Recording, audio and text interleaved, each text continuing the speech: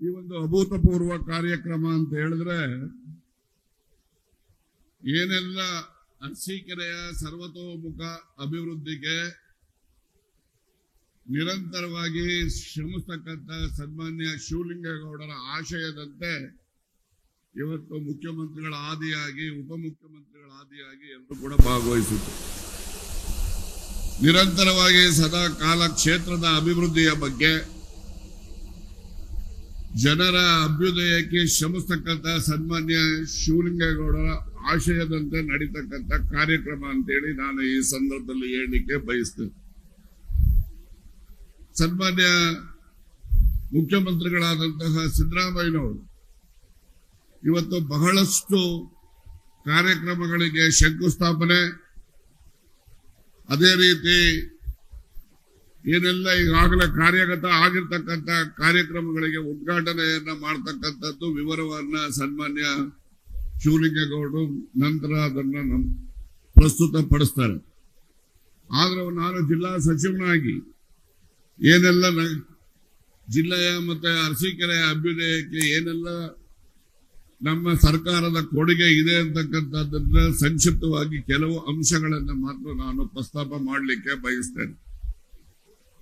ಏನು ಹಾಸನವನ್ನ ನಗರಸಭೆಯಿಂದ ನಗರ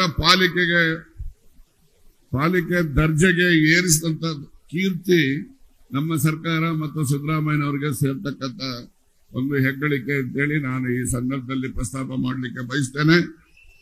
ಹಾಗೆ ಹಾಸನದಲ್ಲಿ ರೈಲ್ವೆ ಸೇತುವೆ ಕಾಮಗಾರಿಗೆ ಬಾಕಿ ಇರ್ತಕ್ಕಂಥ 21 ಕೋಟಿ ಹಣನೂ ಕೂಡ ಬಿಡುಗಡೆ ಮಾಡಿ ಇವತ್ತು ಆ ನೆನೆಗುದಿಗೆ ಬಿದ್ದಂತಹ ಕಾಮಗಾರಿಯನ್ನ ಇವತ್ತು ಮತ್ತೆ ಪ್ರಾರಂಭ ಮಾಡಿರ್ತಕ್ಕಂಥದ್ದು ನಿಮ್ಮ ಗಮನಕ್ಕೆ ತರಲಿಕ್ಕೆ ಬಯಸ್ತೇನೆ. ಹಾಗೆ ಹಾಸನಾಂಬ ಜಾತ್ರೆಯಲ್ಲಿ ಸನ್ಮಾನ್ಯ ಮುಖ್ಯಮಂತ್ರಿಗಳು ಉಪಮುಖ್ಯಮಂತ್ರಿಗಳು ಆಗಮಿಸಿ ಹಾಸನಾಂಬೆಯ ಆಶೀರ್ವಾದವನ್ನ ಪಡೆದ ಹಿನ್ನೆಲೆಯಲ್ಲಿ ಮತ್ತು ಅಲ್ಲಿನ ವ್ಯವಸ್ಥೆಗಳನ್ನ ಜಿಲ್ಲಾಡಳಿತ ಹೆಚ್ಚು ಸುವ್ಯವಸ್ಥಿತವಾಗಿ ಏರ್ಪಡಿಸಿದ ಹಿನ್ನೆಲೆಯಲ್ಲಿ ಸುಮಾರು 6 ಲಕ್ಷ ಜನರು ಬರ್ತಕ್ಕಂಥ 3 ಕೋಟಿ ದೇವಸ್ಥಾನಕ್ಕೆ ಆದಾಯವನ್ನು ತರ್ತಕ್ಕಂಥ ಸಂದರ್ಭ ಇದ್ದದ್ದು ಸುಮಾರು 20,40,000 ಭಕ್ತಾದಿಗಳು ಬರ್ತಕ್ಕಂಥ ರೀತಿಯಲ್ಲಿ ಆ ಒಂದು ಹಾಸನಾಂಬೆಯ ಉತ್ಸವವನ್ನು ಆಚರಿಸುವಂತಹದ್ದು. ಮತ್ತೆ ಹಾಸನಾಂಬೆ ಉತ್ಸವದಲ್ಲಿ 20 ಕೋಟಿ 34 ಲಕ್ಷ ಭಕ್ತಾದಿಗಳು ಬಂದಂತಹ ಸಂದರ್ಭದಲ್ಲಿ ಅದರ ಆದಾಯ 12 ಕೋಟಿ 63 ಲಕ್ಷ ರೂಪಾಯಿಗೆ ಏರಿರ್ತಕ್ಕಂಥದ್ದು ಅಂತ ಹೇಳಿದ್ರೆ ನಮ್ಮ ಜಿಲ್ಲೆ ಮತ್ತು ರಾಜ್ಯದ ಬೇರೆ ಜಿಲ್ಲೆಗಳಿಂದ ಬಂದಿರತಕ್ಕಂಥ ಭಕ್ತಾದಿಗಳಿಗೆ ಹಾಸನಾಂಬೆ ಆಶೀರ್ವಾದ ಮತ್ತು ಅವರ ಭಕ್ತಿಯ ಸಮರ್ಪಣೆಯನ್ನ ಮಾಡುವ ಮೂಲಕ ಒಂದು ಹೆಗ್ಗಳಿಕೆಯನ್ನ ಗಳಿಸಿರ್ತಕ್ಕಂಥ. ಇದರ ಜೊತೆಯಲ್ಲಿ ಕಂದಾಯ ಇಲಾಖೆಯಲ್ಲಿ ಇಡೀ ರಾಜ್ಯದಲ್ಲಿ ಪ್ರಥಮ ಸ್ಥಾನದಲ್ಲಿ ಇರ್ತಕ್ಕಂಥದ್ದು ಅಂತ ಹೇಳಿದ್ರೆ ಹಾಸನ ಜಿಲ್ಲೆ. ಪೋಡಿ ಪ್ರಕರಣಗಳ ಇತ್ಯರ್ಥ ಇರ್ಬೋದು, ಪೌತಿ ಖಾತೆಗಳ ಇತ್ಯರ್ಥ ಇರ್ಬೋದು, ಹಾಗೆ ಏನು ಕಂದಾಯ ಇಲಾಖೆಗೆ ಸಂಬಂಧಪಟ್ಟಂತಹ ನ್ಯಾಯಾಲಯಗಳಲ್ಲಿ ಬಾಕಿ ಇದ್ದಂತಹ ಪ್ರಕರಣಗಳು ಕೂಡ 195ಕ್ಕೂ ಹೆಚ್ಚು ಪ್ರಕರಣಗಳನ್ನು ವಿಲೇವಾರಿ ಮಾಡಿ ಈ ರಾಜ್ಯದಲ್ಲಿ ಪ್ರಥಮ ಸ್ಥಾನದಲ್ಲಿ ಇರ್ತಕ್ಕಂಥದ್ದನ್ನ ಬಹಳ ಸಂತೋಷದಿಂದ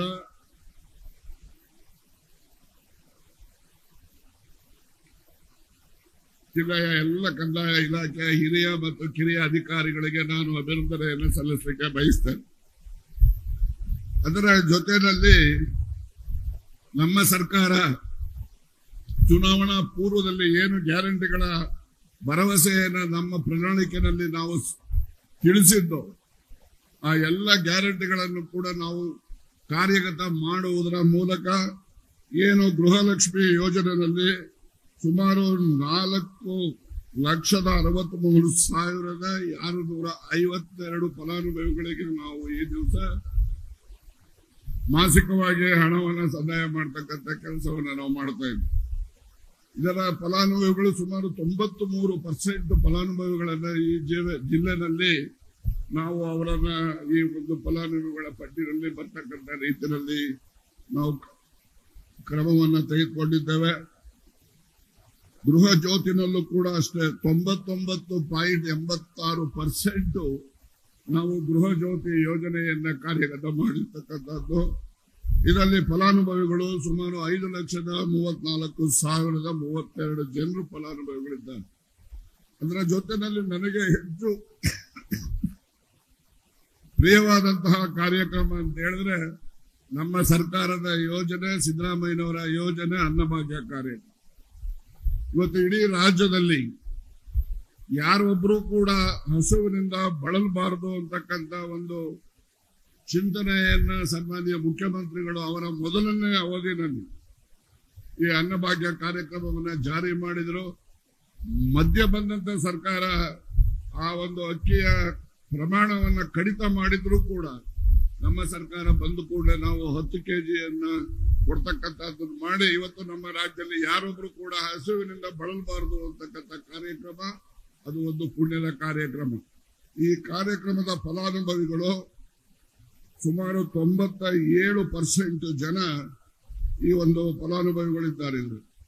ಇದರಲ್ಲಿ 4,41,596 ಫಲಾನುಭವಿಗಳನ್ನು ನಾವು ಈ ದಿವಸ ಗುರುತಿಸಿ ಅವರೆಲ್ಲರಿಗೂ ಕೂಡ ಮಾಸಿಕವಾಗಿ 10 kg ಅಕ್ಕಿಯನ್ನು ವಿತರಣೆ ಮಾಡ್ತಕ್ಕಂಥದ್ದನ್ನು ನಾವು ಸಮರ್ಪಕವಾಗಿ ನಮ್ಮ ಜಿಲ್ಲೆನಲ್ಲಿ ಮಾಡಿರೋ ಹಿನ್ನೆಲೆಯಲ್ಲಿ 97%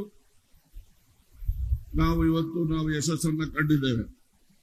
ಹಾಗೆಯೇ ಶಕ್ತಿ ಯೋಜನೆಯಲ್ಲೂ ಕೂಡ ಸುಮಾರು 13,11,437 ಮಂದಿ ಹೆಣ್ಮಕ್ಳು ಪ್ರಯಾಣವನ್ನ ಮಾಡಿರ್ತಕ್ಕಂಥ ಇವೆಲ್ಲವೂ ಕೂಡ ಗ್ರಾಮೀಣ ಭಾಗದ ಜನರ ಆರ್ಥಿಕ ಅಭ್ಯುದಯಕ್ಕೆ, ಅವರ ಸ್ವಾಭಿಮಾನದ ಬದುಕಿಗೆ ಪೂರಕವಾಗಿ ಬೇಕಿರ್ತಕ್ಕಂಥ ಶಕ್ತಿಯನ್ನ ತುಂಬತಕ್ಕಂಥ ಕೆಲಸವನ್ನ ನಮ್ಮ ಸರ್ಕಾರ ಮಾಡಿದೆ ಅಂತಕ್ಕಂಥದ್ದನ್ನು ಬಹಳ ಹೆಮ್ಮೆಯಿಂದ ಹೇಳಲಿಕ್ಕೆ ನಾನು ಬಯಸ್ತೇನೆ.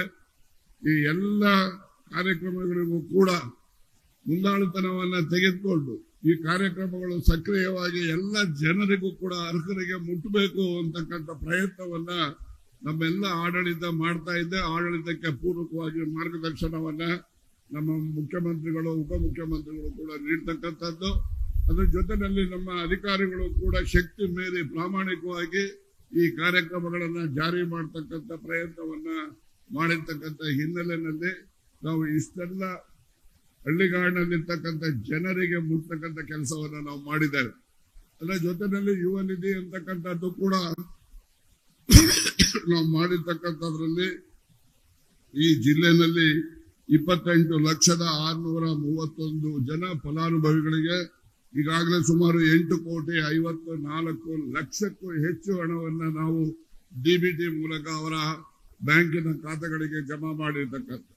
ಇದೆಲ್ಲರ ಜೊತೆಯಲ್ಲಿ ಹಳ್ಳಿಗಾಡಿನಲ್ಲಿ ಇರ್ತಕ್ಕಂಥ ಏನು ಕುಟುಂಬಗಳಿದ್ದಾವೆ ಅವು ಆರ್ಥಿಕವಾಗಿ ಸದೃಢ ಆಗಬೇಕು ಅಂತ ಹೇಳಿ ಇತ್ತೀಚಿನ ದಿನಗಳಲ್ಲಿ ತಮಗೆಲ್ಲ ಗೊತ್ತಿದೆ, ಹಾಲಿನ ದರವನ್ನ 4 ರೂಪಾಯಿ ಹೆಚ್ಚಿಸ್ತಕ್ಕಂಥದ್ದು. ಆ ಹೆಚ್ಚಿಸ್ತಕ್ಕಂಥ 4 ರೂಪಾಯಿನ ಹಾಲು ಉತ್ಪಾದಕರಿಗೆ ಮುಟ್ಟಿಸ್ತಕ್ಕಂಥ ಉತ್ತಮವಾದಂತಹ ತೀರ್ಮಾನವನ್ನು ತೆಗೆದುಕೊಂಡಿದ್ದು. ಹಾಗೆ ಕ್ಷೀರಭಾಗ್ಯ ಯೋಜನೆಯಲ್ಲೂ ಕೂಡ ಏನು 5 ರೂಪಾಯಿ ಸಹಾಯಧನವನ್ನ, ಪ್ರೋತ್ಸಾಹ ಧನವನ್ನ ಬಾಕಿ ಇದ್ದಂಥದ್ದು ಇವತ್ತು ಸಂಪೂರ್ಣವಾಗಿ ಎಲ್ಲ ರೈತರ ಖಾತೆಗಳಿಗೆ ಜಮಾ ಮಾಡಿರ್ತಕ್ಕಂಥ. ಹೀಗಾಗಿ ಏನು ವಿರೋಧ ಪಕ್ಷರು ಬಹಳಷ್ಟು ಅಪವಾದಗಳನ್ನ, ಅಪಾದನೆಗಳನ್ನ ಮಾಡ್ತಾರೆ. ಏನು ಸರ್ಕಾರದಲ್ಲೇ ಹಣ ಇಲ್ಲ ಅಂತೇಳಿ. ಸರ್ಕಾರದಲ್ಲಿ ಹಣ ಇಲ್ಲದೆ ಇದ್ದರೆ ಇಷ್ಟೆಲ್ಲ ಅಭ್ಯುದಯದ ಕಾರ್ಯಕ್ರಮಗಳು ಇವೆಲ್ಲ ಮಾಡ್ಲಿಕ್ಕೆ ಸಾಧ್ಯ ಆಗ್ತಾ ಇತ್ತ? ಹಣಕ್ಕೇನು ಕೊರತೆ ಇಲ್ಲ. ಮುಖ್ಯಮಂತ್ರಿಗಳು ಹಣಕಾಸು ಸಚಿವರಾಗಿ ಏನೆಲ್ಲ ಹಣಕಾಸಿನ ಲಭ್ಯತೆಯನ್ನು ಒದಗಿಸ್ತಕ್ಕಂಥದ್ರಲ್ಲಿ ಅವರು ನಿಸ್ಸೀಮರಿದ್ದಾರೆ. ಸುಮಾರು 14ಕ್ಕೂ ಹೆಚ್ಚು ಆಯವ್ಯಯವನ್ನ ಮಂಡಿಸ್ತಕ್ಕಂಥ ಅವರ ಅನುಭವದ ಆಧಾರದ ಮೇಲೆ ಮುಂದಿನ ದಿನಮಾನಗಳಲ್ಲೂ ಕೂಡ ರಾಜ್ಯದ ಸರ್ವತೋಮುಖ ಅಭಿವೃದ್ಧಿಗೆ ಏನೆಲ್ಲ ಹಣಕಾಸನ್ನು ಒದಗಿಸ್ತಕ್ಕಂಥ ಒಂದು ಶಕ್ತಿ, ಸಾಮರ್ಥ್ಯ ನಮ್ಮ ಸರ್ಕಾರಕ್ಕೆ, ನಮ್ಮ ಮುಖ್ಯಮಂತ್ರಿಗಳಿಗೆ ಇದೆ ಅಂತಕ್ಕಂಥ ಮಾತನ್ನ ಈ ಸಂದರ್ಭದಲ್ಲಿ ನಾನು ಹೇಳಲಿಕ್ಕೆ ಬಯಸಿ, ಮತ್ತೊಮ್ಮೆ ಈ ಕಾರ್ಯಕ್ರಮದಲ್ಲಿ ಮುಖ್ಯಮಂತ್ರಿಗಳು, ಉಪಮುಖ್ಯಮಂತ್ರಿಗಳು ಮತ್ತು ನಮ್ಮ ಜಮೀರ್ ಅಹಮದ್ ಖಾನ್ ಅವರು ಇವರೆಲ್ಲ ಭಾಗವಹಿಸಿ ಈ ಕಾರ್ಯಕ್ರಮದ ಯಶಸ್ಸಿಗೆ ಸಹಕಾರವನ್ನ ನೀಡಿರ್ತಕ್ಕಂಥ ಎಲ್ರಿಗೂ ಕೂಡ ನಾನು ಅಭಿನಂದನೆಯನ್ನು ಸಲ್ಲಿಸಿ ಮತ್ತು ನಮ್ಮ ಜಿಲ್ಲಾ ಆಡಳಿತವೂ ಕೂಡ ಹೆಚ್ಚು ಸಕ್ರಿಯವಾಗಿ ಕೆಲಸ ಮಾಡ್ತಕ್ಕಂಥದ್ರಿಂದ ಇಷ್ಟೆಲ್ಲ ಕೀರ್ತಿಯನ್ನ ಸರ್ಕಾರಕ್ಕೆ ತರಲಿಕ್ಕೆ ಸಾಧ್ಯ ಆಗಿದೆ. ಅವರಿಗೂ ಕೂಡ ಅಭಿನಂದನೆಯನ್ನ ಸಲ್ಲಿಸಿ ನನ್ನ ಪ್ರಸ್ತಾವಿಕ ಮಾತುಗಳನ್ನ ನಾನು ಮುಗಿಸ್ಲಿಕ್ಕೆ ಬಯಸ್ತೇನೆ. ನಮಸ್ಕಾರ. ನ್ಯೂಸ್ ಫಸ್ಟ್ ನಿರ್ಭೀತಿಯಿಂದ ನಿಮ್ಮ ಪರವಾಗಿ.